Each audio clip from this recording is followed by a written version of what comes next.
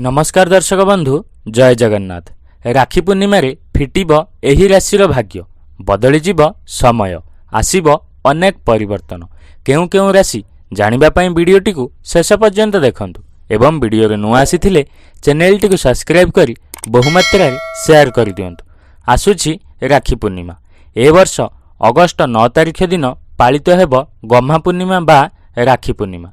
श्रावण मासर पूर्णिमा दिन एही पर्व पालित होइथाय। एही वर्ष राखी बांधिबार सबुठारु शुभ समय हेउछि सकाळ 5:47 रु अपराह्न 1:24 पर्यंत।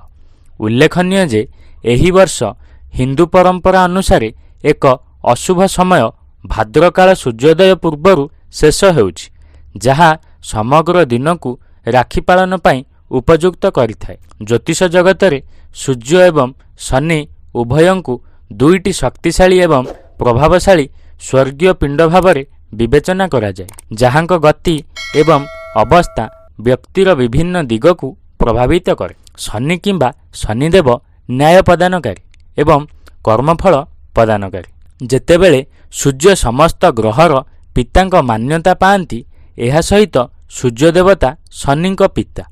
एही उभय स्वर्गीय पिंड एबे नवपंचम जोग गठन करने जाउछि, जहा रक्षाबंधन अवसर में बहुत शुभ साब्यस्त हेब। मेष राशि 2025 रक्षाबंधन अवसर में सूर्य शनि द्वारा सृष्टि होउथिबा नवपंचम जोग मेष राशि पई अत्यंत शुभ साब्यस्त हेब। पाठक माननकु जणाइबाकु चाहुछु जे एही राशिर जात व्यक्तिंक उपरे शनि 7.5 चलीछि, किंतु एही समय रे शनि पछकु जिबा हेतु जात व्यक्ति माने 7.5 नकारात्मक प्रभावरु शांति पाइबे।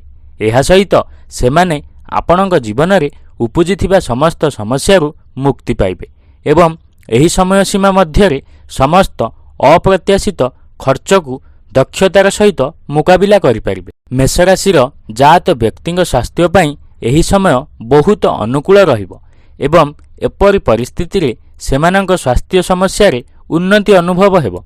जदि आपणक पारिवारिक जीवन रे कौनसी समस्या चलीछि तेबे ताहा मध्य एबे शेष होइजिबो। विदेश यात्रारु बहुत लाभ पाइबार संभावना अछि। एहा व्यतीत आपणक जीवन रे थिबा नकारात्मकता दूर होइजिबो। एही समय मध्य रे आपण कौनसी बड़ स्वास्थ्य समस्यार सम्मुखीन हेबे नाही एवं सेमाने विभिन्न कार्यकलाप रे अंशग्रहण पई उत्साही रहिबे। मिथुन राशिर लोकंक पई सूर्य शनि द्वारा गठित नवपंचम जोग मिथुन राशिर जात व्यक्तिंक पई अत्यंत शुभ फलप्रद प्रमाणित हेब। एही समय मध्यरे भगवान शनि प्रतिकूल अवस्थारे रहिबे, जहा लोकंक कार्य जीवन रे विभिन्न परिवर्तन आनिपारे, किंतु विभिन्न समस्यार सम्मुखीन हेबार संभावना मध्य अछि, जहार निर्दिष्ट समाधान सहित मुकाबिला करिबा आवश्यक। तथापि एही समय आपणक चाकिरी रे परिवर्तन आनिपारे एवं एक नूतन संगठन रे एक इच्छित पदवी सुरक्षित करिपारिबो। एहा सहित शनिक कृपा हेतु ऋण, पुरुणा रोग, आईनगत मामला इत्यादि विभिन्न समस्यारु मुक्ति मिलिपारे। आपणक आर्थिक स्थिति मजबूत हुए एवं लाभ पाइबार संभावना अधिक रहिथाय।